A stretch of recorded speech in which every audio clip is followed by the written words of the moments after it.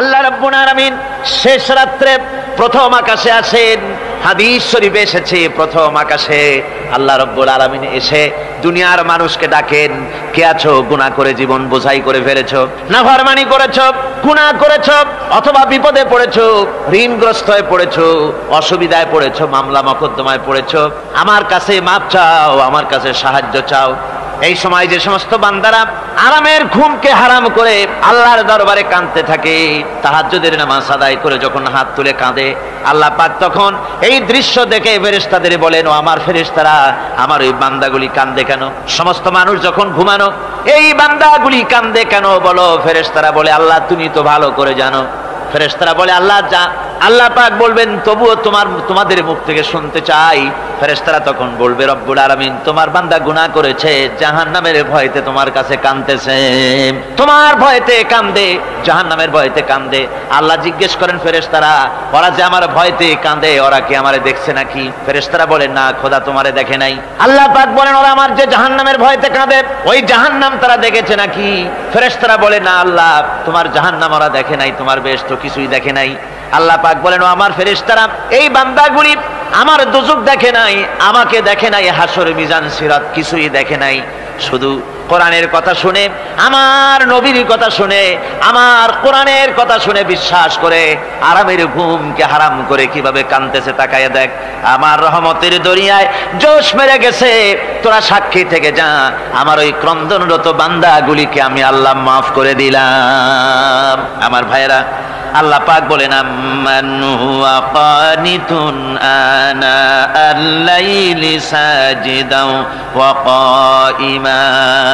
আল্লাহ রাব্বুল আলামিন বলেন, সিজদার ভিতরে আর দাঁড়ানোর ভিতরে আমার এই বান্দাগুলি আখিরাতে আমার সঙ্গে দেখা করা লাগবে এই ভয়তে, জাহান্নামের ভয়তে তারা কাঁদে, এভাবে কাঁদতে থাকে।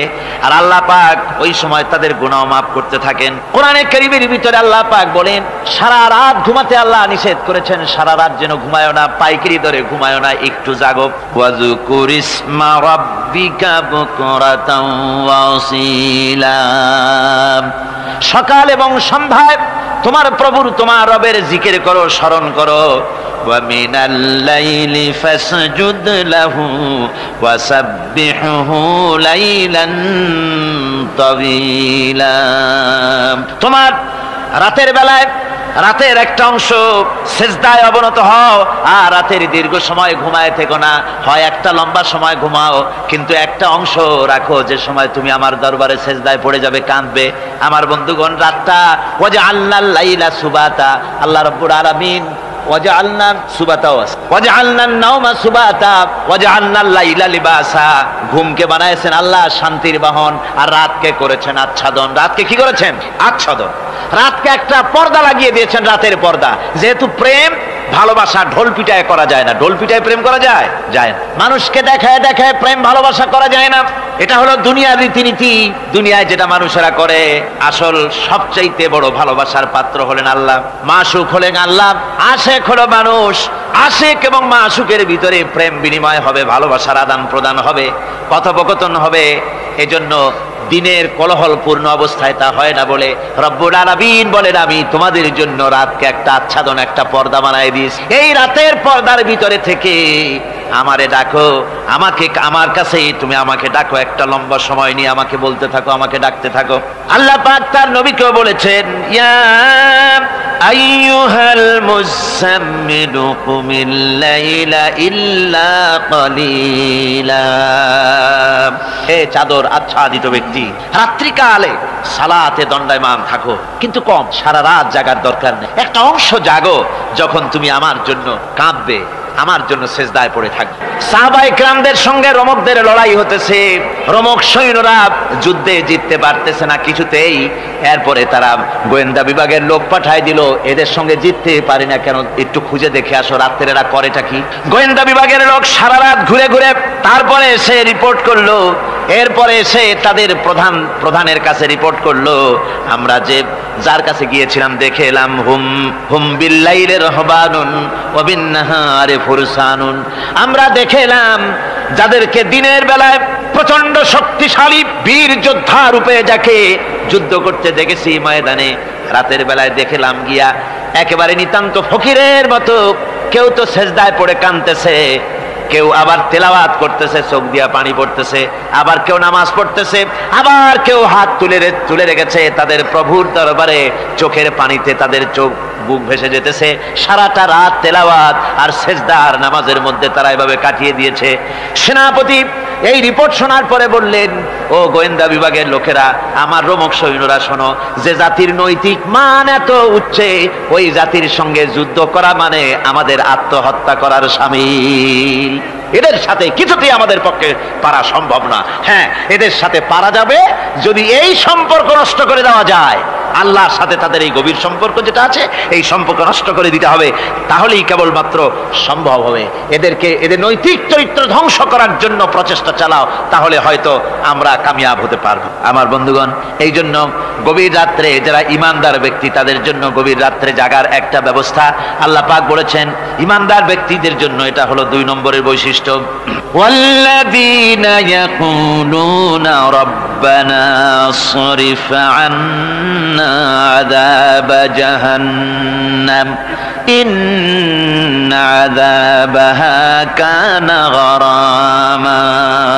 রহমানের বান্দার, খাঁটি বান্দার 3 নম্বরের বৈশিষ্ট্য হচ্ছে এই, তারা আল্লাহ রব্বুল আলামিনের দরবারে হাত তুলে ফরিয়াদ জানায়, আল্লাহর কাছে মোনাজাত করে, আল্লাহ রব্বুল আলামিনকে বলে, আয় আল্লাহ, হে আমার প্রভু, আয় আমার রব, জাহান্নামের আগুন থেকে দয়া করে আমারে বাঁচাও। জোরে বলেন আমিন, জোরে বলেন আমিন।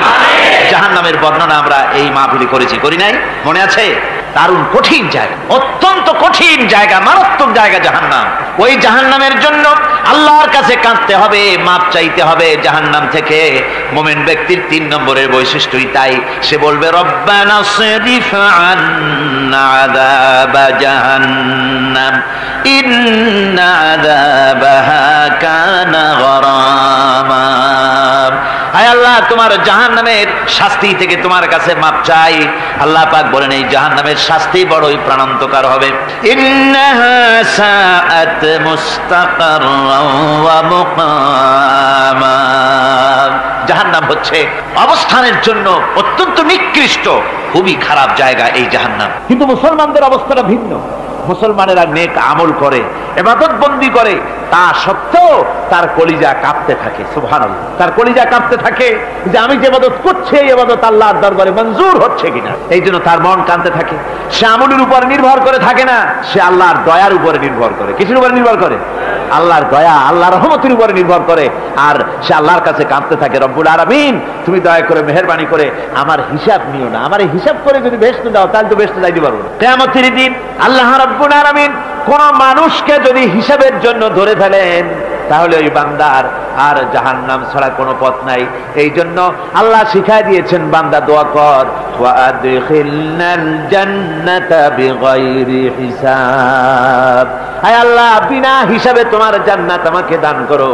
আবার হুজুর দোয়া করেছেন, আল্লাহুম্মা হাসিবনি হিসাবান ইয়াসীরা।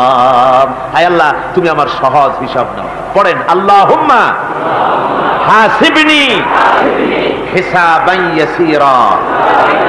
হিসাবে ইয়াসীর, সহজ হিসাব। আয় আল্লাহ, তুমি আমার সহজ হিসাব নাও। এই হাদিসের ব্যাখ্যায় এসেছে সহজ হিসাব কি? ব্যাখ্যায় এসেছে সহজ হিসাবটা হচ্ছে আল্লাহ রাব্বুল আলামিন কিয়ামতের ময়দানে তার কোন বান্দাকে যদি রহমত করতে চান, কোন বান্দার প্রতি যদি দয়া করতে চান, কাউকে যদি ক্ষমা করতে চান, তাহলে আল্লাহ রাব্বুল আলামিন তাকে একটা পর্দার আড়ালে ডেকে নেবেন। একটি পর্দার আড়ালে রেখে নিয়ে আল্লাহ পাক জিজ্ঞেস করবেন, বান্দা তুই কি এই গুনাহগুলি করেছিলি নাকি? এই সব গুনাহ করেছিস নাকি? আল্লাহ জিজ্ঞেস করবেন বান্দাকে, অবস্থাটা কেমন হবে চিন্তা করেন। বান্দা এইগুলি করেছিস নাকি? বান্দা ভয়তে থরথর করে কাঁপতে থাকবে, কলিজা ভয়তে কাঁপতে থাকবে, অস্থির হয়ে যাবে। সে স্বীকার করবে, রব্বুল আলামিন, তুমি যা বলেছো, আমি সব অন্যায় আমার দ্বারা হয়েছে, আমি বুঝতে পারি নাই, আমাকে মাফ করে দাও। রব্বুল আলামিন বান্দাকে বলবেন, যা বান্দা, আমি তোকে মাফ করে দিলাম, আমার জান্নাতে চলে যা। সুবহানাল্লাহ বিহামদিহি, সুবহানাল্লাহ বিহামদিহি। সুতরাং জাহান্নামের শাস্তি থেকে সব সময়ের জন্য আল্লাহর কাছে মাফ চাইতে হবে। ওয়াল্লাযীনা ইযা আনফাকু লাম ইউসরিফু ওয়া লাম ইয়াকতুরু ওয়া কানা বাইনা যালিকা কাওয়ামা।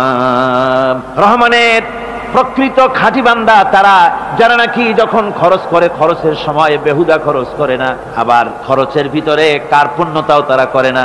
ওয়া কানা বাইনা যালিকা কাওয়ামা, এ দুইয়ের মাঝে তারা ভারসাম্য রক্ষা করে, মধ্যম নীতি অবলম্বন করে চলে। তার মানে হলো পয়সা আছে বলি এই পয়সা দিয়ে তারা মদ খায় না, জুয়া খেলে না, মিনা বাজার ইত্যাদি শয়তানি বদমাশি সিনেমা হল ইত্যাদি বানায়া পাপের বোঝা বাড়ায় না। তারা অতিরিক্ত কোনো খরচ করে না, আবার অর্থ পূজারী ব্যক্তির মতো কার্পণ্যতাও তারা করে না। দুইয়ের মাঝে তারা ভারসাম্য রক্ষা করে। এক শ্রেণীর লোক আছে মাল শুধু জমায়, খরচ টরচ করে না। কোরআন শরীফে বলা হয়েছে আল্লাযী জামা মালান ওয়া আদ্দাদা, মাল জমা করে আর গুনতে থাকে, মাঝে মধ্যে আবার টেলিফোন করে, হ্যালো সোনালী ব্যাংকের ম্যানেজার সাহেব নাকি? বলে হ্যাঁ, দেখুন তো আমার আমলনামাটায় কত আছে। এখন হিসাব টিসাব করে তাড়াতাড়ি, এখন তো আমলনামা দেখতে সময় লাগে না, তাড়াতাড়ি দেখা যায়। আগে যেমন ব্যাংকে গিয়ে যদি জানতে কেউ চাইতো যে আমার ডেবিট কত, ক্রেডিট কত, ব্যালেন্স কত ইত্যাদি জানতে চাইলে তাকে একেবারে সেই লেজার খোলা লাগে, বিরাট বিরাট বই, বড় বড় কিতাব যা গরুর গাড়ি দিয়ে টানা লাগে, এত বিশাল বিশাল বই ছিল। এখন সেগুলি সংক্ষিপ্ত হয়ে একেবারে কম্পিউটারের মধ্যে ঢুকানো হয়েছে। কম্পিউটারের ভেতরে রয়েছে একটা ছোট্ট যন্ত্র যার নাম হলো মাইক্রোচিপস, একেবারে এতটুকু ছোট্ট মাইক্রোচিপ। এই মাইক্রোচিপসের ভেতরে হাজার হাজার ক্লায়েন্টসদের ডেবিট ক্রেডিট, তাদের ট্রানজাকশন, তাদের ব্যালেন্স সব কিছু রয়ে গেছে। আপনি যখনই জিজ্ঞেস করবেন সে বাটন একটা দাবালো আর সাথে সাথে স্ক্রিনে এসে গেল আপনার নাম কি, বাপের নাম কি, দাদার নাম কি, কত টাকা জমা করছিলেন, কোন কোন তারিখে উঠাইছেন, হাতে কত নিছেন কত, 14 গোষ্ঠীর ইতিহাস একটা চাপে চলে আসে। তো আমি মানুষকে এভাবে বলি যে এই বুদ্ধিটা যিনি দিলেন, লোকেরা বলে তো কয় যে কিয়ামতের দিন আল্লাহ নাকি আমলনামা দিবে মানুষের সামনে হাজির করিয়া, ইমানদারের সামনের থেকে ডান হাতে, বেঈমানের পিছন থেকে কোন হাতে, বাঁ হাতে। এখন ওই আমলনামা সারা জীবনের যত কথা বলছি, যত কাজ করছি সব তাতে লেখা থাকবে। তাহলে সেটা তো একটা বিশাল একটা বই হবে, তো আমরা হাতে করে ধরবই বা কেমনে, আর ওটা হবেই বা কেমনে, আর ওটা পড়বই বা কেমনে। এখন তো বুঝতে সহজ হয়েছে কেমনে পড়বেন। মানুষের মাথায় যদি এই বুদ্ধি আসে, একটা ছোট্ট মাইক্রোচিপসের ভেতরে যদি হাজার হাজার ক্লায়েন্টসদের কোটি কোটি শত শত সহস্র কোটি একটা মাইক্রোচিপসের ভিতরে ঢুকানো যায়, তাহলে এই বুদ্ধি যিনি দিলেন তিনি বুঝি এর চাইতেও ছোট্ট বইয়ের মধ্যে আপনার আমলনামা উঠে দিতে পারবেন নাকি? যারা বলেন পারবে কিনা? নিশ্চয়ই পারবেন, হাজার বার পারবে বন্ধুগণ। সুতরাং এরা মাল জমা করে আর গনে, জিজ্ঞেস করে ম্যানেজার সাহেব কত হয়েছে, বলে যে এত লক্ষ এত। তখন আবার চিন্তা হয় যে আরো কত টাকা জমাইতে পারলে কোটি হয়, তারপরে আরো 200 কোটি হয়, এভাবে তারা জমাইতে থাকে, খরচ করে না। তো এ ব্যাপারে সন্তানের জন্য, সন্তানদের জন্য খরচ যেটা লাগে সেটা স্ত্রী পুত্র সন্তান আত্মীয় স্বজন যে আছে যা, তাদের জন্য যে পরিমাণ খরচ করা লাগে তা যদি না করে তাহলে এটা হচ্ছে বখিলি। আর খরচ করতে গিয়ে যদি বেশি করে তাহলে সেটা হচ্ছে বেহুদা খরচ। এখন এই বেহুদা খরচ থেকে আমাদেরকে বাঁচতে বলা হয়েছে। বিষয়টা হচ্ছে নিজের আত্মীয় স্বজন সন্তান সন্ততির জন্য খরচ করতে হবে যা লাগে তাই, আর আল্লাহ রাস্তায় যখন দেওয়ার কথা আসে তখন প্রাণ খুলে দান করতে হবে। দেখেন লোকেরা যখন আল্লাহ রাস্তায় দান করতে বলা হয় পকেটের মধ্যে হাত দিয়ে তারপর আঙ্গুল অনেক সময় কষাকষি করে। একজনে জিজ্ঞেস করলাম, মিয়া পয়সা দিবাতে এত পকেটে হাত রাখিয়া বাইরে করো না মোটে? কয় যে ঘষে দেখতেছি শিখি না 10 পাই। তাহলে এইভাবে আল্লাহর রাস্তায় দেওয়ার সময় এই যে কার্পণ্যতা, এই কার্পণ্যতা মানুষকে তাকে শেষ করে দেয়, তার ঈমানকে নষ্ট করে দেয়। আর পয়সা আছে বলে বেশি খরচ করতে হবে, যেমন বিবাহে লোকেরা খরচ করে আমাদের দেশে, কোরবানি করতে গিয়ে খরচ করে। হ্যাঁ, কোরবানি করবেন, আপনি ভালো একটা কোরবানি করবেন, আপনার পয়সা যেমন আছেন তেমন, কিন্তু 50,000 টাকা দাম দিয়ে একটা গরু কিনা সেই গরুর গলায় মালা দিয়া এরপরে সারা শহরে প্রদর্শনী করতে হবে, এর কোনো যুক্তি নাই। আছে কোনো যুক্তি? যদি তা হয় তাহলে ওই গরু যিনি কেনেন তারও গলায় মালাই দিয়ে দুজনে একসাথেই ঘুরানো দরকার, বুঝলেন? আমার বন্ধুগণ, আপনি কোরবানি করবেন, কোরবানি আপনার 10,000 টাকায় হয়ে যেতে পারে, 15,000 টাকায় হয়ে যেতে পারে, বাকি টাকাগুলি আল্লাহর রাস্তায় খয়রাত করে দেন। কত গরিব আত্মীয় আছে তাদের দিয়ে দেন। 50,000 টাকা দিয়ে বিরাট বাজারের সেরা গরু খরিদ করে কোরবানি দিচ্ছেন। অর্থটা কি? মানুষকে দেখাচ্ছেন আল্লাহর দরবারের গোশত যাবে না, চামড়া যাবে না, রক্ত যাবে না, যাবে আপনার নিয়ত। কি যাবে? নিয়ত। সুতরাং আল্লাহর রাস্তায় যখন খরচ করবেন সেই খরচ করার ব্যাপারে তখনও নিয়তটা দেখতে হবে। হালাল পথে খরচ করতে গেলেও নিয়তটা দেখতে হবে, এবং তখনও বেহুদা খরচ করা যাবে না। বিবাহে যেভাবে খরচ আজকাল করে মানুষেরা, হুজুর সাল্লাল্লাহু আলাইহি ওয়াসাল্লাম বলেছেন যে বিবাহে যত খরচ কম সেই বিবাহ তত বরকতপূর্ণ। আর আমরা মনে করি বিবাহে যত বেশি খরচ বাড়ানো যায় ততই এটা বেশি শানদার হবে, উল্টা চিন্তা করি। আল্লাহ রাব্বুল আলামিনের পরে বলছেন, والذين لا يدعون مع الله إلها آخر ولا يقتلون النفس নাফসাল্লাতী হারামাল্লাহু ইল্লা বিল হাক্কি ওয়া লা ইয়াজনুন ومن يفعل ذلك يلقى أثاما। আর রহমানের খাঁটি বান্দা যারা, তাদের পঞ্চম নম্বরের বৈশিষ্ট্য হচ্ছে এই যে তারা আল্লাহর সাথে, আল্লাহকে বাদ দিয়ে অন্য কাউকে ইলাহা বলে, মাবুদ বলে ডাকে না। এই ব্যাপারেও ব্যাখ্যা আমরা এই মাহফিলে দিয়েছি, মনে আছেন আপনাদের? আল্লাহ ছাড়া অন্য কাউকে ইলাহা বলে ডাকা যাবে না। ওয়ালা ইয়াকতুলুনা নাফসাল্লাতী হারামাল্লাহু ইল্লা বিল হক। আর আল্লাহ যে সমস্ত প্রাণকে, আর ওই লোকেরা যারা নাকি আল্লাহ ছাড়া, ইমাম রহমানের বান্দা যারা, তারা একদিকে তো আল্লাহ ছাড়া অন্য কাউকে ডাকে না, মাবুদ বলে স্বীকার করে না, অন্যদিকে আল্লাহর হারাম করা প্রাণগুলিকে তারা ধ্বংস করে না। অর্থাৎ আল্লাহ যাদেরকে হত্যা করতে নিষেধ করেছেন, প্রাণীদেরকে হত্যা করতে, মানুষ হত্যা করতে নিষেধ করেছেন, আল্লাহর নিষেধ, আল্লাহ যেগুলি জায়েজ করেছেন সেগুলি বাদ দিয়ে হত্যা করা, এগুলি তারা করে না। ওয়ালা ইয়াজনুন, আর তারা জেনা ব্যভিচারেও লিপ্ত হয় না। এটা হচ্ছে যে এই সমস্ত লোকগুলি তারা গুনাহ থেকে মুক্ত থাকতে চেষ্টা করে, তারা আল্লাহ ছাড়া আর কাউকে রব বলে ডাকে না, ইলাহ বলে ডাকে না, মাবুদ বলে ডাকে না। হযরত ইবনে মাসউদ রাদিয়াল্লাহু তাআলা আনহু বলেছেন, তিনি রাসূল পাক সাল্লাল্লাহু আলাইহি ওয়াসাল্লামের কাছে জিজ্ঞেস করেছিলেন, হে রাসূল, সবচেয়ে বড় গুনাহ কি? হুজুর বলেছেন সবচেয়ে বড় গুনাহ তিনটা। সবচেয়ে বড় গুনাহটা কয়টা?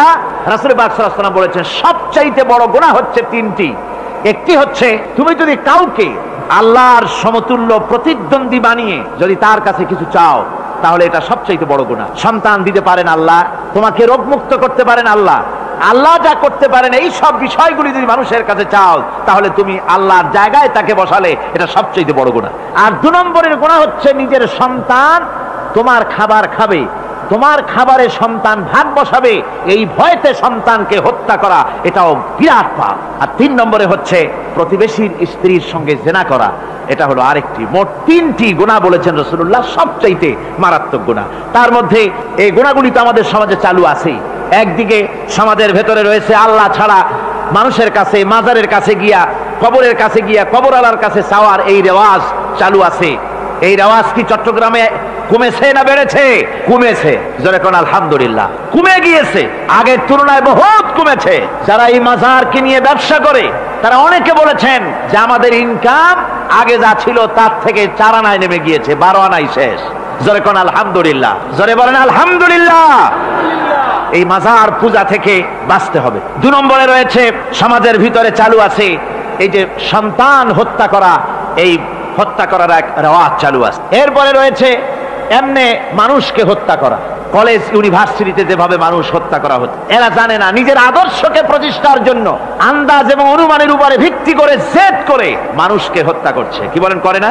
আল্লাহ রাব্বুল আলামিন বলেন, ওয়ামান ইয়াকুতুল মুমিনা মুতাআম্মিদান ফাজাযাউহু জাহান্নাম খালিদিনা ফিহা আবাদান।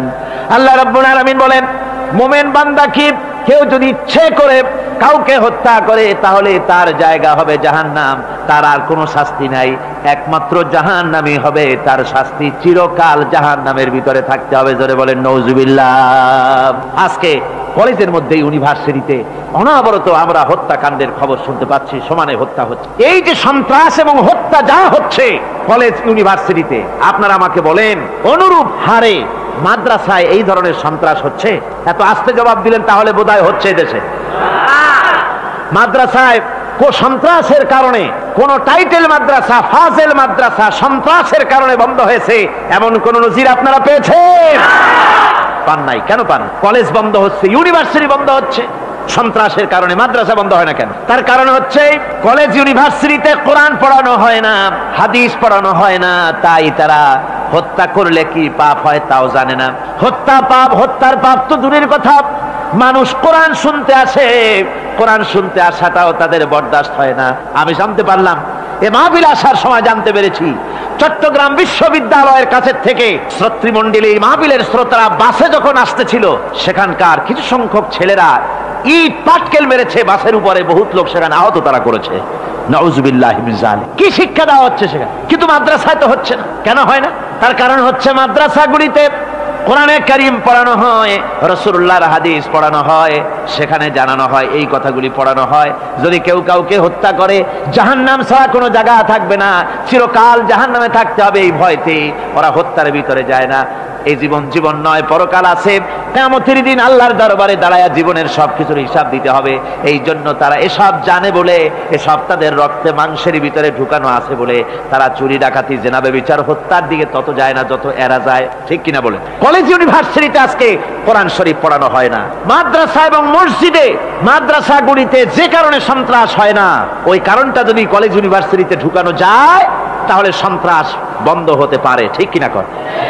আমার ভাইরা, আজ বাংলাদেশে যে কয়টা ইউনিভার্সিটি আর যতগুলি কলেজ আছে, এদেশের সাধারণ মানুষের রক্তার্জিত পয়সা দিয়েই এই কলেজ ইউনিভার্সিটি চালানো হয়, কিন্তু সেখানে কোরআন শরীফের তাফসীর পড়ানো হয় না, হাদিস শরীফ পড়ানো হয় না, হয় সব পড়ানো হয়, কিন্তু কোরআনে কারীমের তাফসীর পড়ানো হয় না, হাদিস শরীফ পড়ানো হয় না। যদি ওই কলেজ ইউনিভার্সিটির ছাত্রগুলিকে কোরআন শরীফ পড়ানো হতো, কোরআনের তাফসীর পড়ানো হতো, কলেজ ইউনিভার্সিটিতে হাদিস শরীফ যদি পড়ানো হতো, ইসলামের অর্থনীতি সমাজনীতি যদি পড়ানো হতো, তাহলে কলেজ আর ইউনিভার্সিটি গোটা জাতিকে মাস্তান আর গুন্ডা উপহার দিত না, খালিদ বিন ওলীদের মতো মুজাহিদ উপহার দিত। জোরে বলেন সুবহানাল্লাহ। আজকে গোটা জাতির চিন্তা চেতনা ধারণার বহির্ভূত সেখান থেকে সন্তান আমরা পাচ্ছি।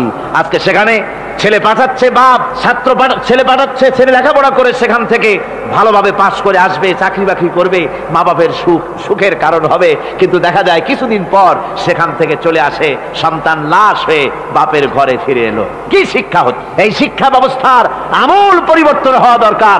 আপনারা অবাক হবেন, শিক্ষা ব্যবস্থার পরিবর্তন হওয়া দূরের কথা, কোরআন হাদিস কলেজ ইউনিভার্সিটিতে পড়ানো তো দূরের কথা, নামাজের জন্য কোনো তাগিদ নাই। কোন কলেজে কোন ইউনিভার্সিটিতে এরকমের তাগিদ আছে যে যারা মুসলমান ছাত্র জোহরের আযান হয়ে যাবে সব ছাত্র শিক্ষককে বাই হুক এন্ড ক্রুক মসজিদে যেতে হবে, 5 ওয়াক্ত নামাজ বা জামাত আদায় করতে হবে, এমন হুকুম আছে? আছে। এরপরেও ছেলেরা যে যতটুকুন ভালো আছে, ও তো বাস ভাঙছে ইউনিভার্সিটির সামনে পাইয়া, ওরা লাঠি ঝাঙ্গা নিয়ে যে দূর আসে না, এই তো কপাল। কথা বুঝতে পেরেছেন? ওদের তো কিছু শিখানো হয় না, কিচ্ছু, অর্থাৎ চরিত্র সৃষ্টি তাদের করানো হয় না। নামাজের তাগিদ নাই, রোজার তাগিদ নাই, ও যেন একটা আলাদা জগৎ। যুবতী মেয়ে, যুবতী ছেলে, যুবক ছেলে পড়াশোনা করে কো এডুকেশন, সহশিক্ষায়, একসাথে যুবক পুরুষ আর যুবতী মহিলা একসাথে ওঠা বসা করছে, একসাথে পিকনিক করতে কোথায় হারায় যাচ্ছে, কি করতেছে না করতেছে দেখারও কেউ নাই। জোরে কর নাউযুবিল্লাহ। আজ তাই এক কথায় ইউনিভার্সিটিকে এদেশের একজন কবি বলেছিলেন ডাকাতদের গ্রাম। এখন শুধু ডাকাত না, মানে ডাকাতদের একেবারে আড্ডাখানা হয়ে গিয়েছে, অস্ত্রবাজির আড্ডাখানা হয়ে গিয়েছে। তাদের চরিত্র নষ্ট করার জন্য, ইসলামের থেকে তাদের মনকে ফিরিয়ে দেওয়ার জন্য বইপত্রের অভাব নাই, কোরআন হাদিসের অভাব আছে সেখানে, কিন্তু তাদের মন মগজ ইসলাম থেকে যেন ফিরে যায় এজন্য তাদেরকে বইপত্র দেওয়া হয়। যেমন সেই যুগের নাম করা কবি ছিল ইমরাউল কায়েস, খুব নাম করা কবি ছিল। তার কবিতার বই সাবায়ে মুআল্লাকা আজও পর্যন্ত মাদ্রাসা শিক্ষার উচ্চ শিক্ষায় এবং ইউনিভার্সিটি শিক্ষায়, সেখানে আধুনিক শিক্ষার উচ্চ শিক্ষায় সেখানে এ বই এখনো পড়ানো হয়। এই বইটির লেখক অর্থাৎ নাম করা কবির ছিল অনেকগুলি শত্রু। একদিন তার প্রাণের শত্রু তাকে ঘিরে ফেলেছে মরুভূমির ভেতরে, বলছে, তারা দুজন ছিল সংখ্যায়, বলল যে তোমাকে আমরা হত্যা করব। ইমরাউল কায়েস যখন দেখলো যে এদের হাত থেকে বাঁচার কোনো পথ নাই, তখন সে বলল, দেখো তোমরা তো আমাকে মারবে, কিন্তু একটা কথা আমি তোমাদেরকে বলি, আমাকে মারার পরে আমার দুটো মেয়ে আছে, মেয়ে দুটিকে একটি খবর পৌঁছে দেবে। কি খবর? বলে আমাকে মারার পর আমার বাড়ি গিয়ে মেয়ে দুটিকে গিয়ে বলবে, ইয়া বানাতি ইমরাউল কায়েস ইন্না আবাকুমা। বাস এই কথাটুকুন বলে দেবে। তো যারা হত্যা করবে তারা চিন্তা করলো যে এই কথার দ্বারা তো আমরা হত্যা করেছি তা তো প্রমাণিত হবে না, সুতরাং মারতে অসুবিধাটা কি? তারা মেরে ফেললো। মারার পরে মরুভূমির ভিতরে তাকে গেড়ে দিয়ে এরপরে এই দুইজন লোক ওয়াদা পালন করার জন্য ইমরাউল কায়েসের বাড়ি গেছে। বাড়ি গিয়ে বলছে মেয়ে দুটোকে ডেকে যে, হে মেয়েরা, তোমাদের পিতার সঙ্গে মরুভূমিতে আমাদের দেখা হলো, তারপরে তোমার পিতা আমাকে তোমাদেরকে একটা কথা বলতে বলেছেন, সেটা হলো এই, ইয়া বানাতি ইমরাউল কায়েস ইন্না আবাকুমা। শোনা মাত্রই মেয়ে দুটি চিৎকার করে কেঁদে উঠেছে। তাদের চিৎকার শুনে আশেপাশের লোকেরা এসে জিজ্ঞেস করলো, তোমরা কাঁদছো কেন? কয় যে এই দুটি লোক আমার পিতাকে হত্যা করেছে। কি করে বুঝলে? এই যে এদের কাছে আমার আব্বা একটা খবর পাঠাইছেন, খবরটা হলো ইয়া বানাতি ইমরাউল কাইসিন নাম আবাকুমা। ওরা বলছে এতে ওরা হত্যা করেছে, তা কি করে বোঝা গেল? এর অর্থ তো হচ্ছে যে হে ইমরাউল কায়েসের মেয়েরা, নিশ্চয়ই তোমার পিতা, তো নিশ্চয়ই তোমার পিতা কি খায় না ঘুমায় না বিদেশে গেছে, কি করে বোঝা গেল যে সে নিহত হয়েছে? মেয়ে দুটি বলছে দেখো আমার পিতা যে কবিতার পংক্তি বলেছেন এর দ্বিতীয় লাইন আমরা জানি কি হবে, ইয়া বানাতি ইমরাউল কায়েস ইন্না আবাকুমা, এর দ্বিতীয় লাইন হবে কাদ কুতিলা ওয়া কাতিলুহু লাদাকুমা, এর দ্বিতীয় লাইন হবে নিশ্চয়ই তোমার পিতা নিহত আর হত্যাকারীরা দুজনই তোমাদের সম্মুখে উপস্থিত। এখন আপনারা চিন্তা করেন যে মহিলারা পর্যন্ত সেই যুগে কতখানি বুদ্ধিমতী, কতখানি তারা বুৎপত্তি সম্পন্না ছিল সেই যুগের মহিলারা পর্যন্ত, পুরুষ তো দূরের কথা। তো জ্ঞান বুদ্ধি সবই ছিল, সব থাকা সত্ত্বেও এই যে তারা চুরি করত, ডাকাতি করত, জিনা করত, ব্যভিচার করত একটি জিনিসের অভাবে। কয়টি জিনিসের অভাবে? সেই জিনিসটা হচ্ছে ওদের কাছে ওহির জ্ঞান ছিল না। ওহির জ্ঞান না থাকার কারণে ওদের এই চরম দুরবস্থা হয়েছিল। আর রাসূল পাক সাল্লাল্লাহু আলাইহি ওয়াসাল্লাম ওহির জ্ঞান দিয়ে ওই জাতিকে গোটা পৃথিবীর মধ্যে শ্রেষ্ঠ জাতিতে পরিণত করে দিয়েছিলেন। আজকে আমাদের দেশের শিক্ষা ব্যবস্থায় ওই ওহির জ্ঞান নাই, যার ফলে আমাদের দেশে ছেলেরা শিক্ষিত হয় কিন্তু সেই যুগের লোকেদের মতো হতে পারছে না, কলেজ এবং ইউনিভার্সিটি ওই ধরনের লোক তৈরি করতে পারছে না। আমার বন্ধুগণ, সে যুগের থেকে আমরা উন্নতি অনেক করেছি, উন্নতি বিশেষ বিশেষ ক্ষেত্রেই করেছি। সে যুগের লোকেরা তারা যারা চোর ছিল, চুরি করত, তারা লেখাপড়া জানতো না। আজকে যারা চুরি করে তারা তো কমসে কম ম্যাট্রিক পাস। সে যুগে যারা ডাকাতি করত তারা লেখাপড়া জানতো না, আজকের যারা ডাকাত তারা কমসে কম বিএ পাস। আগের যুগে সেই যুগে যারা নাকি মানুষ হত্যা করত তারা লেখাপড়া জানতো না, আর আজকে যারা মানুষ হত্যা করে তারা রীতিমতো শিক্ষা গ্রহণ করে কোথায় কেমনে আঘাত দিলে তাড়াতাড়ি মরে এটা জেনে শুনে ট্রেনিং নিয়ে তারপরে মানুষকে হত্যা করে। অগ্রগতি উন্নতি এতটুকুন হয়েছে, কিন্তু মৌলিক মানবীয় গুণাবলী সৃষ্টি করার জন্য কোরআনের অবদানের কোনো বিকল্প নাই। জোরে কোন সুবহানাল্লাহ। আমি গত 4 দিন আপনাদের সামনে কোন সূরা আলোচনা করেছি? সূরা ফুরকান। আমি সূরাটিকে শেষ করতে পারবো না, মানে মাঝখান থেকে আলোচনা করতে পারবো না, যেহেতু সময় নেই, আজকেই তো শেষ হয়ে যাবে।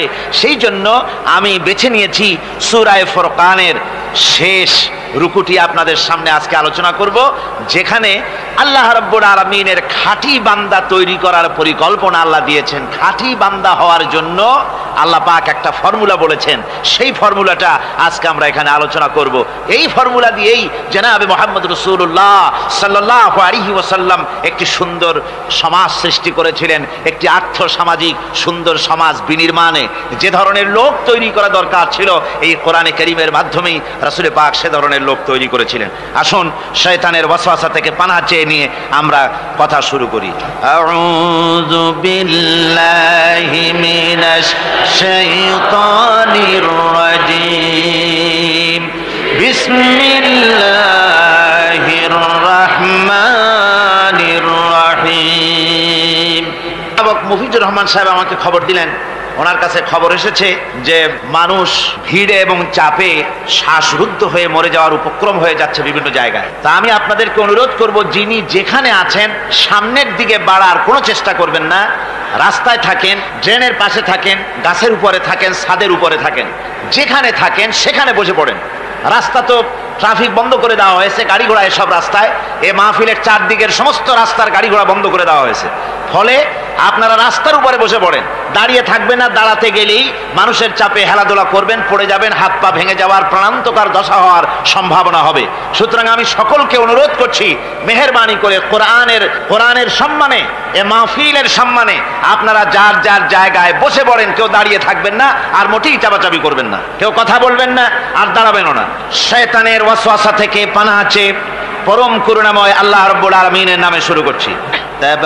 তাবারাকাল্লাযী জাআলা ফিস সামাই বুরুজাও ওয়া জাআলা ফিহা সিরাজাও ওয়া কামারাম মুনীরা ওয়া হুয়াল্লাযী জাআলাল লাইলা ওয়ান নাহারা খিলফাতান লিমান আরাদা আন ইয়াযাক্কার যাক্কারা আও আরাদা শুকুরা। সাদাকাল্লাহুল আযীম। অতীব বরকতশালী সেই মহান সত্তা যিনি আকাশ সমূহকে বুর্জ সমূহ দিয়ে যিনি সংস্থাপন করেছেন, বুর্জ স্থাপন করেছেন এবং তাতে একটি প্রদীপ স্থাপন করেছেন আর আলোকমণ্ডিত এক উজ্জ্বল চাঁদ স্থাপন করেছেন। ওয়াহুয়াল্লাযী জাআলাল লাইলা ওয়ান নাহারা খিলফা। আর তিনি রাত এবং দিনকে পরস্পরের স্থলাভিষিক্ত বানিয়েছেন।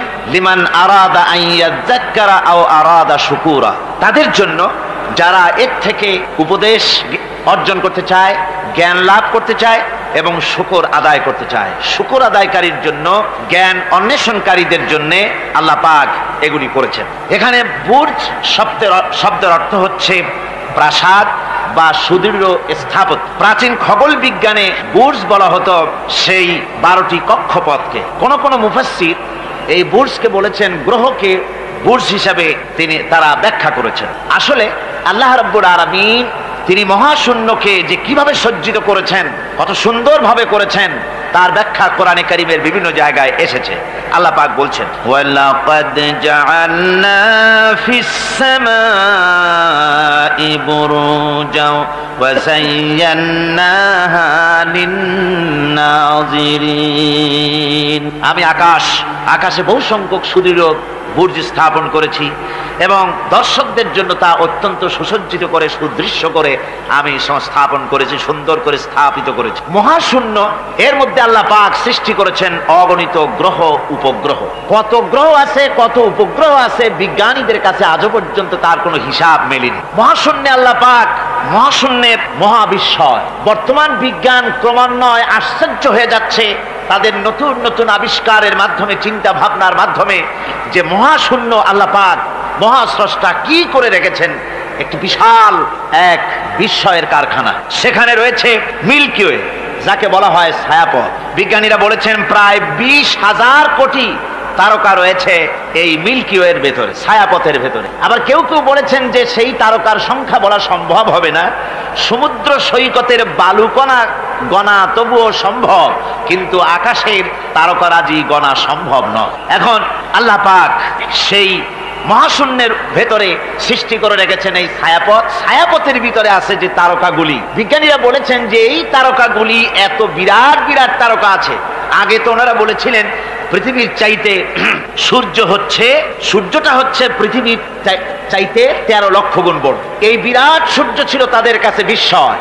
এখন তারা বলছেন না, মিল্কি ওয়ের ভিতরে যে সমস্ত তারকার সন্ধান আমরা পেয়েছি, সে সমস্ত তারকা এত বড় বড় বিরাট দানবের মতো যে ওর এক একটা তারকার ভেতরে যে সূর্য পৃথিবীর চাইতে 13 লক্ষ গুণ বড়, এরকম অন্তত 3 কোটি সূর্যকে একটা তারকার মধ্যে ঢুকিয়ে দেওয়া যায়। সুবহানাল্লাহ, কি বিশাল কাণ্ড। এখন এই তারকা, এই গ্রহ এবং উপগ্রহ রাজি মহাশূন্যে সব পরিভ্রমণ করছে, কেউ কিন্তু দাঁড়িয়ে নাই।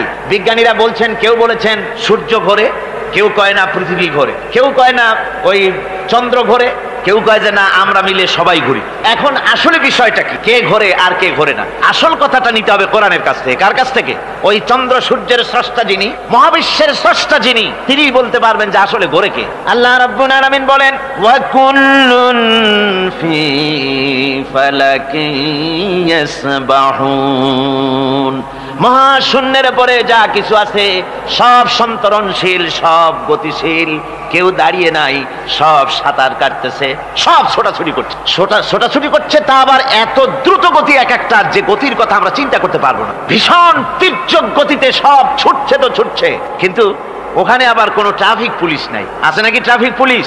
আমাদের দেশে রাস্তাঘাটে কত ট্রাফিক পুলিশ আর কত ট্রাফিক সিগন্যাল লাইট। একদিকে ট্রাফিক পুলিশের হাতছানি, আর একদিকে ট্রাফিক লাইটের চোখ রাঙানি। এরপরেও অ্যাক্সিডেন্টের অভাব নাই, ঠিক কিনা কর? বেচারা বেবি ট্যাক্সি, গরিব মানুষ রাস্তার এক পাশ দিয়ে যায়, আর ওই দত্তের মতো ট্রাক এসে এক ধাক্কা মারে, গরিব বেচারা বেবি ট্যাক্সি 3 ঠ্যাং উপরের দিকে দিয়ে রাস্তার পাশে বসে আল্লাহ আল্লাহ করে। আমাদের ট্রেন লাইনে অ্যাক্সিডেন্ট, ওই গাড়ির লাইনে অ্যাক্সিডেন্ট, এত কিছু থাকা সত্ত্বেও কিন্তু ওই মহাশূন্যে কোনো সিগন্যাল লাইট নাই, কোনো ট্রাফিক পুলিশ নাই। এই বিশাল চাঁদ, এই বিশাল সূর্য, এবং সূর্যকে গিলে খেতে পারে, কোটি কোটি সূর্য গিলে খেতে পারে এমন তারকা, অথচ অ্যাক্সিডেন্ট নেই। আছে অ্যাক্সিডেন্ট? আল্লাহ রাব্বুল আলামিন এখানে মহাশক্তিশালী অদৃশ্য সীমারেখা সৃষ্টি করেছেন। কোরআনে কারীমে রাব্বুল আলামিন বলেন, লাশ-শামসু ইয়ামবাগি লাহা আন তুদরিকাল কামারা ওয়ালাল লাইলু সাবিকুন নাহার ওয়া কুল্লুন ফি ফালাকিন ইয়াসবাহুন। প্রবল জ্ঞানী হইবে যাহারা, আপন মনেতে বুঝিবে তাহারা, রাত্রি পারে না আগে যাইবার, দিনের স্থান করি অধিকার। চন্দ্র বাঁধে না সূর্যের গায়েতে, সূর্য পারে না চন্দ্রকে ধরিতে, যার যে স্থান বহল রাখিয়া ভ্রমণ করিছে খোদাকে ডরিয়া। সুবহানাল্লাহি ওয়া বিহামদিহি ইলা আজালিম মুসাম্মা, একটা নির্দিষ্ট সময় সীমা পর্যন্ত আপন আপন কক্ষপথে সব ছুটবে আর ছুটবে, কারো সঙ্গে কারো সংঘর্ষ হবে না। যেরকম সুবহানাল্লাহ। এরপরে ওই মহাশূন্যে অসংখ্য তারকারাজি আল্লাহ সৃষ্টি করে রেখেছেন। এত সুন্দর সুন্দর তারকা আল্লাহ বানিয়েছেন। আল্লাহ রাব্বুল আলামিন বলেন, ওয়ালাকাদ যায়্যানাস সামাআদ দুনিয়া বিমাসাবিহা ওয়া জাআলনাহা রুজুমান লিশ-শায়াতিন। এই দুনিয়ার আকাশখানিকে তারকা প্রদীপ দিয়া সাজায় রেখেছি মনের মতন, দেখো তুমি তাকাইয়া। কি সুন্দর করে তারকাগুলি বানিয়ে রাখলাম, তাকিয়ে দেখো। বিজ্ঞানীরা বলেছেন এমন এমন অনেক তারকা আছে যা আমরা চোখে দেখি না, খালি চোখে ধরা পড়ে না। ওই তারকা এত ঊর্ধ্বে, ওই তারকা যেদিন তৈরি করা হয়েছে সেদিন থেকে নিয়ে আজ পর্যন্ত ওই তারকাগুলির আলো পৃথিবীর মাটি স্পর্শ করে নাই। সুবহানাল্লাহ। অথচ আলোর গতি হচ্ছে প্রতি সেকেন্ডে 1,86,000 মাইল। এই এক এর সেকেন্ড এক, আপনার একে বলা হয় লাইট ইয়ার, আলোকবর্ষ। এই হিসাবের সেকেন্ড, এই হিসাবের মিনিট, এই হিসাবের সপ্তাহ, মাস এবং বর্ষ, এরকম অসংখ্য লাইট ইয়ার আলোকবর্ষ চলে গিয়েছে, আজও পর্যন্ত সেই তারকার আলো পৃথিবীর মাটি স্পর্শ করে নাই। তাহলে সেই তারকা কোথায়? সুবহানাল্লাহ পড়ে। যারা একটু আল্লাহরে গাল দিতে পারে, একটু আল্লাহ এবং ইসলামকে অস্বীকার করতে পারে, তারা আবার হিরো হয়ে যায়। দেখছেন না অবস্থা? হিরো হয়ে যায়। ওরা বলে আল্লাহ নাই, আকাশ দেখে বলে যে মহাকাশ, আসলে তো মহাকাশ না, ওটা অনেক দূরে, তাই নীলা নীলা দেখা যায়, অন্ধকার অন্ধকার ওরকম নীল রঙের দেখা যায়, আসলে আকাশ বলতেও কিছু নাই। এরপরে ইউরি গ্যাগারিন, যিনি প্রথম মহাশূন্য পরিভ্রমণ করেছিলেন, তিনি মহাশূন্য পরিভ্রমণ করে ফিরে এসে বলেছিলেন, মহাশূন্য পরিভ্রমণ করে ফিরে এলাম। মুসলমানেরা যাকে আল্লাহ বলে, খ্রিস্টানেরা যাকে গড বলে, আল্লাহ আর খ্রিস্টান সেই গডের অস্তিত্ব লক্ষ লক্ষ মাইলের কোথাও দেখি নাই, পাই নাই। আমি বলি বেকুব, আল্লাহরে তুমি দেখবা? তুমি তো তোমার নিজের শরীরও দেখো না। তোমার মাথাটার পেছনটা দেখতে কেমন, তোমার পিঠটা দেখতে কেমন, তোমার বডির একদম পেছনের অংশটা দেখতে কেমন, তা কি জিন্দিগিতে আয়না ছাড়া দেখতে পেরেছো কোনোদিন? নিজের শরীরই দেখতে পাও না, আর শরীরের স্রষ্টা মহান আল্লাহকে দেখতে চাও, দারুণ দুঃসাহস পোষণ করতেছে। আল্লাহ পাকের ওই মহান সৃষ্টি, এই বিশাল সৃষ্টির তুলনায় আমাদের অবস্থান কোথায়? আমাদের অবস্থান হচ্ছে মহাসমুদ্রের ভিতরে কাগজ দিয়ে নৌকা বানায়া যদি ছেড়ে দেওয়া যায়, তো মহাসমুদ্রে কাগজের নৌকাটার যে অবস্থা, এই আল্লাহর মহাবিশ্বে মহাশূন্যের ভেতরে স্পেস, মহাশূন্য আল্লাহর মহাসৃষ্টি, এর ভেতরে আমাদের অবস্থানও আটলান্টিক মহাসাগরে কাগজের নৌকাটা যেমন, আমাদের পৃথিবীর অবস্থাটা তেমন। সুবহানাল্লাহ। আল্লাহ কত বিরাট! সুবহানাল্লাহ। আমার বন্ধুগণ, আল্লাহ পাক বলছেন যে এইভাবে করে আমি চন্দ্র সৃষ্টি করেছি এবং সূর্য সৃষ্টি করেছি। ওয়াজআলা ফিহা সিরাজা ওয়া কামারাম মুনীরা, সেখানে একটা প্রদীপ আমি জ্বালিয়েছি, সেই প্রদীপটা হচ্ছে সূর্য। এই সূর্যটা হচ্ছে বিশাল, যা পৃথিবী থেকে 9,30,00,000 মাইল দূরে যে সূর্য অবস্থান করছে, এত দূরে থাকা সত্ত্বেও এই সূর্যের দিকে মানুষ খালি চোখে তাকাতে পারে না, এত উত্তপ্ত। সূরা নাবার মধ্যে আল্লাহ বলেছেন এটাকে ওয়াজআলনা সিরাজাও ওয়াহাজা, উত্তপ্ত, অতি উজ্জ্বল, অতি উত্তপ্ত প্রদীপ এই সূর্যটাকে আল্লাহ বলেছেন। তার তাপ এত বেশি যে পৃথিবীর কোন কোন জায়গায় সূর্যের তাপ 140 ডিগ্রি ফারেনহাইট পর্যন্ত উঠে যায়, এত তাপ হয়। তো এই সূর্যের দিকে মানুষ যদি খালি চোখে তাকায়, তাহলে তার চোখের দৃষ্টিশক্তি বিনষ্ট হয়ে যাওয়ার সম্ভাবনা থাকে। এই সূর্য দিয়ে আল্লাহ পাক ফসল পাকান, এই সূর্য দিয়ে জীবকুলের প্রাণ শক্তির সঞ্চার করেন আল্লাহ পাক। এই সূর্য, বিজ্ঞানীরা বলেছেন, একটা বই আছে লেখকের নাম আমার মনে নাই। Man does not stand alone. এই বইয়ের ভিতরে এই বিজ্ঞানী লিখেছেন, আল্লাহর সৃষ্টি রহস্য সম্পর্কে লিখেছেন যে সূর্য যেখানে এখন আছে, স্রষ্টা নিশ্চয়ই একজন আছেন, তিনি বলছেন যে সূর্য যেখানে আছে ওখান থেকে যদি কিছু নিচে নেমে আসতো সূর্য, তাহলে গোটা পৃথিবী পুড়ে ছাই হয়ে যেত। আর যেখানে আছে ওখান থেকে যদি কিছু উপরে উঠে যেত, গোটা পৃথিবী হিম শীতলতায় গোটা পৃথিবী ফ্রিজ হয়ে যেত। অথচ একটা মাপা একটা জায়গায় আল্লাহ পাক এই সূর্যকে রেখেছেন, সুবহানাল্লাহ পড়েন। আবার চন্দ্রকেও এমন একটা মেজারমেন্ট করা জায়গায় আল্লাহ রেখেছেন, এই চন্দ্র যদি উপরে উঠে যেত, যেখানে আছে সেখান থেকে গোটা পৃথিবীটা মরুভূমি হয়ে যেত। আর যেখানে আছে সেখান থেকে যদি নিচে নেমে আসতো কিছুটা, তাহলে গোটা পৃথিবী বন্যায় প্লাবনে গোটা পৃথিবী ভেসে চলে যেত। সুবহানাল্লাহ ওয়া বিহামদিহি। এই চন্দ্রকে আল্লাহ পাক এভাবে রেখেছেন, সূর্যকে এভাবে রেখেছেন।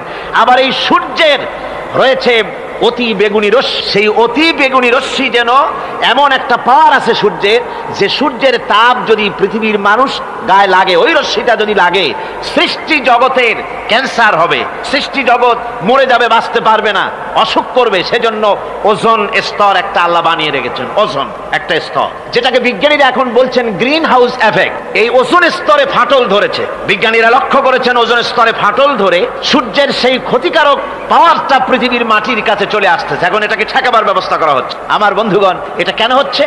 আল্লাহ রাব্বুল আলামিন বলেন, ওয়ামা আসাবাকুম মিন মুসিবাতিন ফাবিমা কাসাবাত আইদিকুম। তোমাদের উপরে যত বিপদ আছে, মুসিবত আছে, সব তোমাদের হাতের কামাই করা, দুই হাতের কামাই করা, দু হাত দিয়ে যা কামাই করেছো তার ফল তোমাদের পেতে হচ্ছে। গ্রিন হাউস এফেক্ট কেন হলো? কারণ হচ্ছে আমাদের গাড়ি থেকে যে কার্বন ডাই অক্সাইড কালো ধোঁয়া আমরা বের করি, আমাদের মিল কল কারখানা থেকে যে চিমনি থেকে কালো ধোঁয়া বের হয়, এগুলিকে শোষণ করার জন্য, এগুলিকে নষ্ট করার জন্য হলো গাছ। গাছ হলে মানুষের বন্ধু। আমরা জনমের মতো গাছ কাটি, লাগাই না। এভাবে করে প্রকৃতির ভারসাম্য আমরা নষ্ট করেছি। আমরা প্রকৃতির ভারসাম্য নষ্ট করবার জন্য ইচ্ছে করে দেশের পাহাড়গুলিকে ধ্বংস করছি। অথচ আল্লাহ পাক বলেছেন, এই পাহাড় পৃথিবীর ভারসাম্য রক্ষার জন্য, প্রকৃতির ভারসাম্যকে রক্ষা করার জন্য আমি পাহাড় সৃষ্টি করেছি। জোরে বলেন সুবহানাল্লাহ। মানুষ এভাবে নিজের সর্বনাশ নিজেই করতেছে। আল্লাহ পাক বলছেন, এভাবে করে আমি সব কিছুকে একটা সুন্দর পদ্ধতি দিয়ে সৃষ্টি করেছি। আর ওই যে আলোকমণ্ডিত চাঁদ, ওই চাঁদ সম্পর্কে প্রশ্ন তুলেছে কাফেরেরা, যে চাঁদটা কি? ওয়ায়াসআলুনাকা আনিল আহিল্লাম কুল হিয়া মাওয়াকিতু লিন্নাস। আল্লাহ রাব্বুল আলামিন বলেন, নবী আপনাকেই প্রশ্ন করা হয় চাঁদের ক্রমবর্ধমান এবং ক্রমহ্রাস সম্পর্কে, যেটা কি আপনি তাদেরকে বলে দেন। আমি এই চাঁদকে একটা প্রাকৃতিক ক্যালেন্ডার বানায়া, চিরস্থায়ী ক্যালেন্ডার বানিয়ে তাম পৃথিবীর মানুষের জন্য আকাশে ঝুলায় রেখেছি, মহাশূন্যে টানায় রেখেছি, যেন প্রতিদিন রাত্রিবেলায়, দিনের বেলায়, রাতের বেলায় তারা দিন রাত মাস বছর গণনা করতে পারে। এই জন্য বিনা পয়সার একটা ক্যালেন্ডার আমি ঝুলায় রাখছি। জোরে বলেন সুবহানাল্লাহ। এমনি করে চাঁদ এবং সূর্যকে আমি সৃষ্টি করে দিই। আল্লাহ পাক বলেন, ওয়াহুয়াল্লাযী জাআলাল লাইলা ওয়ান নাহারা খিলফাতান লিমান আরাদা আন ইয়াযাক্কারা আও আরাদা শুকুরা। আর আমি দিন এবং রাতকে একে পরস্পরের স্থলাভিষিক্ত বানিয়েছি, যারা শুকর আদায় করবে আর যারা এর দ্বারা জ্ঞান অর্জন করবে তাদের জন্য। অর্থাৎ তারা এগুলি দেখে মনে করবে যে এগুলি খালি খালি না। এই যে রাত আসতেছে, দিন আসতেছে, দিন এবং রাত্রের এই যে পরিবর্তনটা, এর মধ্যে রয়েছে নিদর্শন। সূরা আলে ইমরানের মধ্যে আল্লাহ পাক বলেন, ইন্না ফি খালকিস সামাওয়াতি ওয়াল আরদি ওয়াখতিলাফিল লাইলি ওয়ান নাহার লাআয়াতিন লিউলিল আলবাব। যারা নিশ্চয়ই আমার এই সৃষ্টি রহস্য সম্পর্কে, দিন এবং রাতের পরিবর্তনের ব্যাপারে যারা চিন্তা করে, গবেষণা করে, তাদের জন্য আমি অনেক কিছু চিন্তার বিষয়ের মধ্যে রেখে দিয়েছি। তারা এসব আমার সৃষ্টি নৈপুণ্যতা দেখে তারপরে তারা হতবাক, বিস্ময় বিমুখ হয়ে তারা বলে, এগুলি দেখে আর বলে, আল্লাযীনা ইয়াযকুরুনাল্লাহা কিয়ামান ওয়া কুউদান ওয়া আলা জুনুবিহিম ওয়া ইয়াতাফাক্কারুনা ফি খালকিস সামাওয়াতি ওয়াল আরদ। তারা বসা অবস্থায়, দাঁড়ানো অবস্থায় আমার আমার প্রশংসা করে আর বলে রব্বানা মা খালাকতা হাযা বাতিলান সুবহানাকা ফাকিনা আযাবান নার। আয় আল্লাহ পাক, তুমি কোনো কিছু খেল তামাশার বিষয়বস্তু করে তৈরি করো নাই, অতএব জাহান্নামের শাস্তি থেকে তুমি আমাকে রক্ষা করো। আল্লাহর নবী বলেছেন আল্লাহর সৃষ্টি নৈপুণ্যতা সম্পর্কে যদি কোনো বান্দা 1 ঘন্টা চিন্তা করে, 1 ঘন্টা যদি গবেষণা করে, চিন্তা করে, রব্বুল আলামিন তার আমলনামায় 60 বছরের নফল ইবাদতের সওয়াব লিখে দেন। জোরে বলেন সুবহানাল্লাহ। আল্লাহ পাক এই সমস্ত কথা বলে এখন ওই ফর্মুলা বলতেছেন যে আসলে আমার বান্দা হওয়ার জন্য, খাঁটি বান্দা হওয়ার জন্য তার কয়েকটি বৈশিষ্ট্য থাকতে হবে। আল্লাহ পাক এখানে 8টি বৈশিষ্ট্য বর্ণনা করেছেন। আল্লাহর খাঁটি বান্দা হওয়ার জন্য বৈশিষ্ট্য কয়টা লাগবে? 8টি। বেহেশত কয়টা? বেহেশত কয়টি? আল্লাহ পাক বৈশিষ্ট্য বানিয়েছেন 8টি। এখানে 8টি বৈশিষ্ট্যের কথা বলা হয়েছে। মহান আল্লাহ রাব্বুল আলামিন বলেন ওয়া ইবাদুর রাহমানিল্লাযীনা ইয়ামশুনা আলাল আরদি হাওনা ওয়া ইযা খাতাবাহুমুল জাহিলুন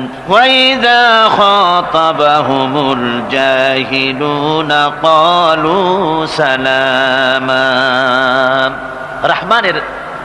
রহমানের খাঁটি বান্দা তারা, রহমানের আসল বান্দা তারা যারা নাকি জমিনের উপর থেকে যখন হাঁটে খুব বিনয় বিনম্রতার সাথে তারা চলে। ওয়াইদা খাতাবাহুমুল জাহিলুন, আর যখন জাহিলরা তাদের সঙ্গে কথাবার্তা বলতে আসে তখন তারা তাদেরকে বলে তোমাদের প্রতি সালাম, এই বলে তারা চলে। অর্থাৎ এই 8টি বৈশিষ্ট্যের প্রথম বৈশিষ্ট্য ধরা হয়েছে চালচলনকে। ইমানদার খাঁটি বান্দা যারা, তাদের চাল চলন সম্পর্কে প্রথম বৈশিষ্ট্য ধরা হয়েছে। তার মানে হচ্ছে নির্লজ্জ, স্বৈরাচার, মাস্তান, গুন্ডা, বদমাশ, অত্যাচারী, এদের চাল চলন এক ধরন। আবার অন্যদিকে ব্যক্তিত্ব সম্পন্ন, মর্যাদাবান, এরপরে শিক্ষিত, ভদ্র, মার্জিত, তাদের চালচলন ভিন্ন ধরনের। এই 2 শ্রেণীর চালচলন কি একরকম হয় নাকি? একরকম হয় না। তার কারণ হচ্ছে ব্যক্তির চালচলনের মাঝেই তার অবস্থাটা বোঝা যায় যে আসলে লোকটি কেমন। আল্লাহ রাব্বুল আলামিন এই কথার দ্বারা এটা প্রমাণ করতে চান যে মুমিন বান্দা যারা হবে, আল্লাহর খাঁটি বান্দা যারা হবে, তাদের পরিচয় দেওয়া লাগবে না। তাদের চালচলন দেখে, তাদের হাঁটা দেখে, তাদের চলা দেখে, তাদের বলা দেখে, তাদের আচরণ দেখে লোকেরা বুঝতে পারবে যে ইনি হচ্ছেন আল্লাহর একজন খাঁটি বান্দা, একজন মুমিন ব্যক্তি, একথা বুঝতে পারবে। আর সে ব্যক্তি জমিনের উপরে চলবে খুবই বিনম্র ভাবে। কোরআনে কারিমে অন্য জায়গায় আল্লাহ রাব্বুল আলামিন বলেছেন ওয়ালা তামশি ফিল আরদি মারহান ইন্নাকা লান তাখরিকাল আরদা ওয়া লান তাবলুগাল জিবালা তুলা। আমার জমিনের উপরে অহংকারের পদবরে হেঁটো না, আমার জমিনের উপরে অহংকার করে জমিনের উপরে হেঁটো না। তুমি জমিনের উপরে অহংকার করে হেঁটে পদাঘাত দিয়ে আমার এই জমিনকে ফাটায় দিতে পারবে না। আর তুমি লাভ দিয়ে আমার আকাশে, আমার পাহাড়ের উচ্চতাও তুমি ছাড়িয়ে যেতে পারবে না। অহংকার করে কেউ কি পায়ের আঘাত দিয়ে জমিনটাকে ফাটায় দিতে পারে? কি বলেন, পারবে? আর অহংকার করে লাভ দিয়ে পাহাড়ের উচ্চতাও কি কেউ ছাড়িয়ে দিতে পারবে? পারবে না। সুতরাং অহংকার, মুমিন ব্যক্তি যারা, তারা অহংকার করতে পারে না। অহংকার মুমিনের স্বভাব নয়। অহংকার করতে পারে কেবলমাত্র আল্লাহ রাব্বুল আলামিন। অহংকার হচ্ছে আল্লাহ পাকের ইজাত। অহংকার কে করতে পারেন? আল্লাহ পাক করতে পারেন। মানুষের অহংকার শোভা পায় না। মানুষ, তোমার আবার অহংকার কিসের? 1 ফোঁটা নাপাক পানি দিয়ে যার জন্মের উৎস, এমন নাপাক পানি যা শরীর থেকে নির্গত হলে পরে গোসল করা ফরজ হয়ে যায়, এমন 1 ফোঁটা নাপাক পানি যার জন্মের উৎস, তার অহংকার কি? অহংকার করবেন আল্লাহ রাব্বুল আলামিন। হাদিসে কুদসির ভিতরে এসেছে, আল্লাহ পাক বলেছেন যে ব্যক্তি অহংকার করে সেজন্য আমার চাদর নিয়ে টানাটানি করে। জোরে কোন নাউযুবিল্লাহি মিন যালিক। সুতরাং মুমিন বান্দা যিনি হবেন, আল্লাহর খাঁটি বান্দা, রহমানের খাঁটি বান্দা, সে ব্যক্তি কখনো জমিনের উপর অহংকারের সাথে চলাফেরা করবে না, বরং তার চাল চলন হবে অত্যন্ত বিনম্র। আর কি? আর হলো জাহিলদের সঙ্গে সে কোনো বিতর্কে লিপ্ত হবে না। জাহিলরা গালাগালি দেবে, গালাগালির জবাবে সে গালাগালি দেবে না।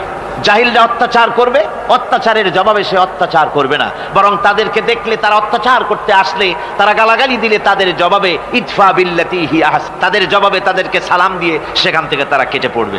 সূরা কাসাসে অন্য জায়গায় আল্লাহ রাব্বুল আলামিন একথা আবার এভাবে বলতেছেন وَإِذَا سَمِعُوا اللَّغْوَ أَعْرَضُوا عَنْهُ وَقَالُوا لَنَا أَعْمَالُنَا وَلَكُمْ أَعْمَالُكُمْ سَلَامٌ عَلَيْكُمْ لا نبتغي الجاهلين। আল্লাহ পাক বলছেন যে যখন মুমিনেরা পরস্পরে মুমিনদের সাথে জাহিলদের যখন দেখা সাক্ষাৎ হয়ে যায়, যখন ঝগড়ায় লিপ্ত হতে চায়, তখন মুমিনেরা যারা মুমিন বান্দা, আল্লাহর খাঁটি বান্দা, তারা বলবে যে তোমাদের আমলের প্রতিফল তোমরা পাবা, আমাদের কৃতকর্মের ফল আমরা পাবো, সুতরাং তোমাদের প্রতি সালাম, তোমাদের সাথে আমাদের কোনো সম্পর্ক নাই। ঝগড়াঝাটি না করে তারা ফিরে আসবে। আল্লাহ পাক এরপরে বলেন ওয়াল্লাযীনা ইয়াবিতুনা লিরাব্বিহিম সুজদান ওয়া কিয়ামা। রহমানের খাঁটি বান্দা তারাই আরেকটি বৈশিষ্ট্য, তাদের এই 2 নম্বরের বৈশিষ্ট্য এবার বলা হচ্ছে। রহমানের আল্লাহর খাঁটি বান্দার 2 নম্বরের বৈশিষ্ট্য সেটা হচ্ছে যে তারা রাত কাটায় তার রবের হুজুরে আল্লাহর দরবারে সেজদা দিয়ে দাঁড়িয়ে থেকে কান্দাকাটি করে তারা রাত গুজরান করে। জোরে বলেন সুবহানাল্লাহ। আর এর বিপরীত যারা তারা রাত কাটায়, রাতের বেলা মদ, জুয়া, সিনেমা, গান বাজনা, অশ্লীলতা, নাটক, হাবিজাবি, গল্প গুজব করে তারা তাদের রাত কাটায়। আর যারা মোমেন বান্দা, আল্লাহর বান্দা, যারা খাঁটি বান্দা, তারা এই রাত তারা আল্লাহর ইবাদতের ভিতর থেকে কান্দাকাটির মধ্য দিয়ে দাঁড়িয়ে দাঁড়িয়ে অথবা সেজদার ভিতরে তারা তাদের রাত কাটিয়ে দেয়। কোরআনে কারীমে আল্লাহ রাব্বুল আলামিন একথা এভাবে বলেছেন, তাতাজাফা জুনুবুহুম আনিল মাদাজি'i ইয়াদউনা রাব্বাহুম খাওফান ওয়া তামআ। আমার মোমেন বান্দারা তাদের পার্শ্বদেশ এবং পৃষ্ঠদেশ বিছানার উপরে বেশি রাত থাকে না। তারা তাদের রবের প্রতি রবের ভয়, আল্লাহর ভয়, আশা পোষণ করে। আর তারা আল্লাহকে ভয় করে তারা বিছান থেকে নিজের পিঠকে আলাদা করে নিয়ে তারা রাতের বেলায় আমার কাছে কান্দে, আমার কাছে দোয়া করে, তারা কান্দে, ইবাদত করে। সূরা যারিয়াতের ভিতরে রব্বুল আলামিন বলতেছেন, কানু কালিলাম মিনাল লাইলি মা ইয়াহজাউনা ওয়া বিল আসহারি হুম ইস্তাগফিরুন। আমার এই মুমিন বান্দাগুলি, আমার খাঁটি বান্দা যারা, তারা সারা রাত ঘুমায় না, রাতের একটা অংশ মাত্র তারা ঘুমায়, সারা রাত ঘুমায় না, একটা অংশ তারা ঘুমায়, আর বাকি অংশটুকু শেষ রাত্রে তারা ওঠে আর আমার দরবারে তারা কান্দে, মাপ চায় আর কাঁদতে থাকে, চোখের পানি ফেলতে থাকে। আল্লাহ রাব্বুল আলামিন শেষ রাত্রে প্রথম আকাশে আসেন। হাদিস শরীফে এসেছে, প্রথম আকাশে আল্লাহ রাব্বুল আলামিন এসে দুনিয়ার মানুষকে ডাকেন, কে আছো গুনাহ করে জীবন বোঝাই করে ফেলেছো, নাফরমানি করেছো, গুনাহ করেছো, অথবা বিপদে পড়েছো, ঋণগ্রস্ত হয়ে পড়েছো, অসুবিধায় পড়েছো, মামলা মকদ্দমায় পড়েছো, আমার কাছে মাপ চাও, আমার কাছে সাহায্য চাও। এই সময় যে সমস্ত বান্দারা আরামের ঘুমকে হারাম করে আল্লাহর দরবারে কাঁদতে থাকে, তাহাজ্জুদের নামাজ আদায় করে যখন হাত তুলে কাঁদে, আল্লাহ পাক তখন এই দৃশ্য দেখে ফেরেশতাদের বলেন, ও আমার ফেরেশতারা, আমার ওই বান্দাগুলি কাঁদে কেন? সমস্ত মানুষ যখন ঘুমানো, এই বান্দাগুলি কাঁদে কেন বলো? ফেরেশতারা বলে, আল্লাহ তুমি তো ভালো করে জানো। ফেরেশতারা বলে, আল্লাহ পাক বলবেন, তবুও তোমাদের মুখ থেকে শুনতে চাই। ফেরেশতারা তখন বলবে, রব্বুল আলামিন তোমার বান্দা গুনাহ করেছে, জাহান্নামের ভয়তে তোমার কাছে কাঁদতেছে, তোমার ভয়তে কাঁদে, জাহান্নামের ভয়তে কাঁদে। আল্লাহ জিজ্ঞেস করেন ফেরেশতারা, ওরা যে আমার ভয়তে কাঁদে, ওরা কি আমারে দেখছে নাকি? ফেরেশতারা বলেন, না খোদা তোমারে দেখে নাই। আল্লাহ পাক বলেন, ওরা আমার যে জাহান্নামের ভয়তে কাঁদে, ওই জাহান্নাম তারা দেখেছে নাকি? ফেরেশতারা বলে, না আল্লাহ, তোমার জাহান্নাম ওরা দেখে নাই, তোমার বেহেশত কিছুই দেখে নাই। আল্লাহ পাক বলেন, ও আমার ফেরেশতারা, এই বান্দাগুলি আমার দোজখ দেখে নাই, আমাকে দেখে নাই, হাসর মিজান সিরাত কিছুই দেখে নাই, শুধু কোরআনের কথা শুনে, আমার নবীর কথা শুনে, আমার কোরআনের কথা শুনে বিশ্বাস করে আরামের ঘুমকে হারাম করে কিভাবে কাঁদতেছে তাকায় দেখ। আমার রহমতের দরিয়ায় জোশ মেরে গেছে, তোরা সাক্ষী থেকে যা, আমার ওই ক্রন্দনরত বান্দাগুলিকে আমি আল্লাহ মাফ করে দিলাম।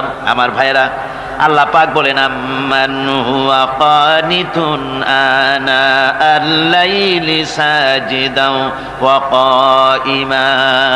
আল্লাহ রাব্বুল আলামিন বলেন, সিজদার ভিতরে আর দাঁড়ানোর ভিতরে আমার এই বান্দাগুলি আখিরাতে আমার সঙ্গে দেখা করা লাগবে, এই ভয়তে, জাহান্নামের ভয়তে তারা কান্দে।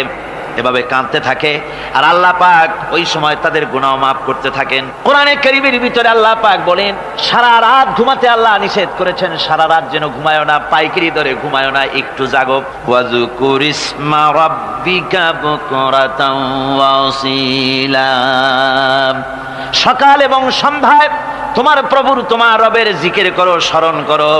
ওয়া মিনাল লাইলি ফাসজুদ লাহু ওয়া সাব্বিহহু লাইলান তাওয়িলা, তোমার রাতের বেলায় রাতের একটা অংশ সেজদায় অবনত হও, আর রাতের দীর্ঘ সময় ঘুমায় থেকো না, হয় একটা লম্বা সময় ঘুমাও, কিন্তু একটা অংশ রাখো যে সময় তুমি আমার দরবারে সেজদায় পড়ে যাবে, কাঁদবে। আমার বন্ধুগণ, রাতটা ওয়াজআলনাল লাইলা সুবাতা, আল্লাহ রাব্বুল আলামিন ওয়াজআলনা সুবাতা ওয়াজআলনান নাওমা সুবাতা ওয়াজআলনাল লাইলা লিবাসা, ঘুমকে বানাইছেন আল্লাহ শান্তির বাহন, আর রাতকে করেছেন আচ্ছাদন। রাতকে কি করেছেন? আচ্ছাদন। রাতকে একটা পর্দা লাগিয়ে দিয়েছেন, রাতের পর্দা। যেহেতু প্রেম ভালোবাসা ঢোল পিটায় করা যায় না, ঢোল পিটায় প্রেম করা যায় যায় না, মানুষকে দেখায় দেখায় প্রেম ভালোবাসা করা যায় না, এটা হলো দুনিয়ার রীতিনীতি। দুনিয়ায় যেটা মানুষেরা করে, আসল সবচাইতে বড় ভালোবাসার পাত্র হলেন আল্লাহ, মাসুক হলেন আল্লাহ, আশেক হলো মানুষ। আশেক এবং মাসুকের ভিতরে প্রেম বিনিময় হবে, ভালোবাসার আদান প্রদান হবে, কথোপকথন হবে। এজন্য দিনের কোলাহলপূর্ণ অবস্থায় তা হয় না বলে রব্বুল আলামিন বলেন, আমি তোমাদের জন্য রাতকে একটা আচ্ছাদন, একটা পর্দা বানায় দিয়েছি। এই রাতের পর্দার ভিতরে থেকে আমারে ডাকো, আমাকে, আমার কাছে তুমি আমাকে ডাকো, একটা লম্বা সময় নিয়ে আমাকে বলতে থাকো, আমাকে ডাকতে থাকো। আল্লাহ পাক তার নবীকেও বলেছেন, ইয়া আইয়ুহাল মুযাম্মিলু কুমিল লাইলা ইল্লা কালিলা, হে চাদর আচ্ছাদিত ব্যক্তি, রাত্রিকালে সালাতে দণ্ডায়মান থাকো, কিন্তু কম, সারা রাত জাগার দরকার নেই, একটা অংশ জাগো, যখন তুমি আমার জন্য কাঁদবে, আমার জন্য সেজদায় পড়ে থাকবে। রাসূল পাক সাল্লাল্লাহু আলাইহি সাল্লাম তাহাজ্জুদের নামাজি সেজদায় পড়ে থাকতেন, রাতে ঘন্টার পর ঘন্টা চলে যেতেছে। হযরত আয়েশা বলেন, আমি মনে করতাম সেজদায় এমন ভাবে রাসূল পড়েছেন আর ওঠেন না, আমার মনে হতো হুজুর বুঝি ইন্তেকাল করে গেছেন। আমি রাসূলের পায়ের আঙ্গুল ধরে আস্তে করে চাপ দিতাম, হুজুর তাতে একটু ব্যথা পেয়ে আঙ্গুল নাড়া দিতেন, তখন আমি মনে করতাম আল্লাহর নবী বিদায় হন নাই, বেঁচে আছেন। আবার কখনো দাঁড়িয়ে দাঁড়িয়ে নামাজের ভিতরে তেলাওয়াত করতে করতে রাত শেষ হয়ে যেত, আমার মনে হতো এই দাঁড়ানো থেকে হুজুর বুঝি আর রুকুতে যাবেন না। আবার যখন রুকুতে যেতেন মনে হতো এই রুকু থেকে আর বুঝি সেজদায় যাবেন না।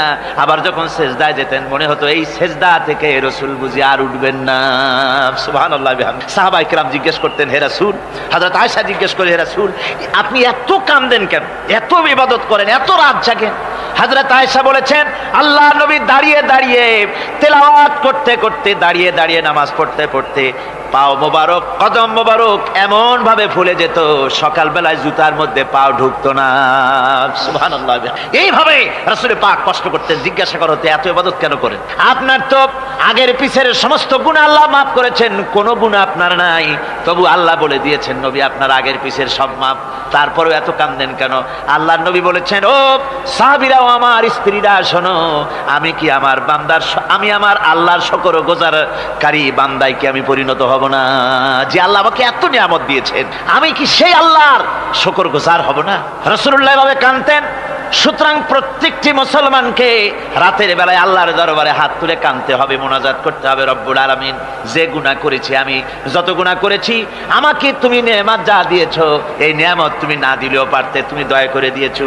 এভাবে যদি মানুষ কাঁদে, আল্লাহ এই অপরাধ করেছি, অপরাধের কথা যদি স্মরণ করে আর কাঁদতে থাকে, আল্লাহ রব্বুল আলামিনের রহমত তার উপরে তখন পড়তে থাকে। আর এই তাহাজ্জুদ, গভীর রাতের কান্দাকাটি, এই জন্য আল্লাহ পাক বলেন, এর আসল ব্যাপারটা হলো ইন্না নাশিআতাল লাইলি হিয়া আশাদ্দু ওয়াতআন ওয়া আকওয়ামু কিলা। আসল ব্যাপার হলো এই প্রকৃতপক্ষে রাতের বেলায় যে নামাজটা হয়, শয্যা ত্যাগ করে মানুষ যে নামাজ পড়তে দাঁড়ায়, এতে করে তার আত্মসংযমের ট্রেনিং হয়ে যায়, আল্লাহর সঙ্গে মহব্বত কায়েম হয়ে যায়। ইসলামী আন্দোলনের বিজয়ের জন্য কর্মীদের এটা সবচাইতে বড় ওষুধ। শুধু হরতালের প্রোগ্রাম দিয়া, শুধু মিছিলের প্রোগ্রাম দিয়া ইসলামী আন্দোলন বিজয় কোনো কালে হয় নাই আর হবেও না।